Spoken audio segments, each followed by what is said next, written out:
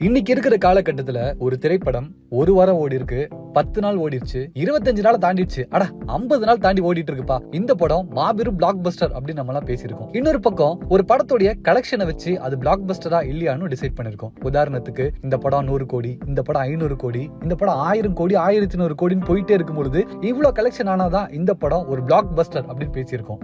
ஆனா அந்த காலகட்டத்துல விஜயகாந்த் அவர்களுடைய திரைப்படம் எவ்வளவு நாள் ஓடி இருக்குன்னு நம்மள யாருக்காவது ஏதாவது ஐடியா இருக்கா? தெரிஞ்சுக்கலாம்.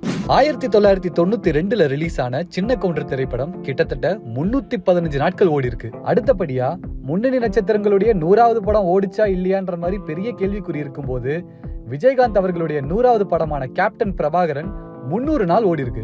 அதே வருஷம், அதாவது 1991 ரிலீஸ் ஆன மாநகர காவல் திரைப்படம் கிட்டத்தட்ட 230 நாட்கள் ஓடி இருக்கு. அதுக்கு அடுத்த இடத்துல 1990 ரிலீஸ் ஆன புலன் விசாரணை திரைப்படம் 220 நாட்கள் ஓடி இருக்கு. பிலிம் இன்ஸ்டிடியூட் பசங்க டைரக்ட் பண்ண ஊமை விழிகள் திரைப்படம் 1986 ரிலீஸ் ஆகி கிட்டத்தட்ட 200 நாட்கள் ஓடி இருக்கு. விஜயகாந்த் அவர்களை இந்த மாதிரியான கோணத்துல நம்ம பார்க்க முடியுமா? இந்த மாதிரி விஜயகாந்த் அவர்கள் பெர்ஃபார்ம் பண்ணுவாரான்னு நினைச்ச படம் தான் வானத்தை போல. 2000 ரிலீஸ் ஆன இந்த படம் 175 நாள் ஓடி இருக்கு. அடுத்த இடத்துல 1988 ரிலீஸ் ஆன செந்தூரப்பூவை திரைப்படம் 186 நாட்கள் ஓடி இருக்கு. 1988 ரிலீஸ் ஆன பூந்தோட்ட காவல்காரன் படம் 180 நாட்கள் திரையரங்குல ஓடி இருக்கு.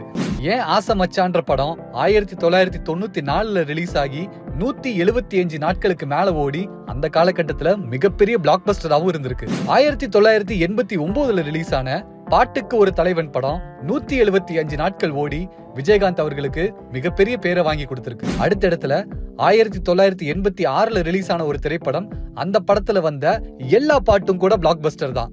அந்த படத்தோட பேரு அம்மன் கோவில் கிழக்காலே. இந்த படம் 175 நாட்கள் ஓடி மாபெரும் வெற்றியை தேடி கொடுத்தது. 1984 ரிலீஸ் ஆன ஒரு திரைப்படம், இந்த படத்துல ஒரு லொகேஷன்ல போய் ஷூட் பண்ணிருக்காங்க.